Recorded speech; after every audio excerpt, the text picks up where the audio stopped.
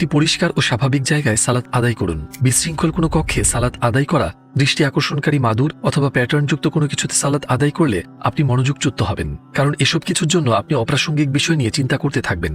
আপনার ফোনটিকে দূরে রাখুন, সেটিকে এয়ারপ্লেন মোডে বা মিউট করে রাখুন। তাহলে আপনি যখন নামাজরত অবস্থায় থাকবেন, বিজ্ঞপ্তি, মেসেজ আর কলের মাধ্যমে তখন বিরক্ত হবেন না। আপনি যদি এমন অবস্থায় সালাত আদায় করেন যখন আপনার বাথরুমের চাপ বা ক্ষুধা লাগে, আপনি তখন সালাতে মনোযোগ দিতে পারবেন না। প্রথমে আপনার চাহিদার দিকে নজর দিন এবং তারপর সালাত আদায় করুন। ফজর নামাজের সময় আপনার ঘুমের ঘোর থাকলে আপনার আত্মা সালাত উপভোগ করতে পারবে না। আপনাকে প্রথমে ঘুমের ঘোর কাটাতে হবে। মুখে, ঘাড়ে কিছুটা পানি ছিটিয়ে দিলে উপকার হবে। এছাড়াও সালাতের পূর্বে সতেজ হাওয়াপূর্ণ জায়গায় যেতে পারেন এবং কিছু দীর্ঘশ্বাস নিতে পারেন। এসব বাদ দিলেও আপনার কোরআন তিলাওয়াত যদি ভালো না হয়, তাহলে আপনি যদি বর্ণগুলো সঠিকভাবে উচ্চারণ করতে না পারেন, তাহলে আপনি কোরআনের পূর্ণ স্বাদ পাবেন না। সুতরাং আমাদের উচ্চারণগুলো শুধরাতে হবে এবং বিখ্যাত আলেমদের তিলাওয়াত শুনতে হবে এবং তারপর নিজের তিলাওয়াতে নজর দিতে হবে।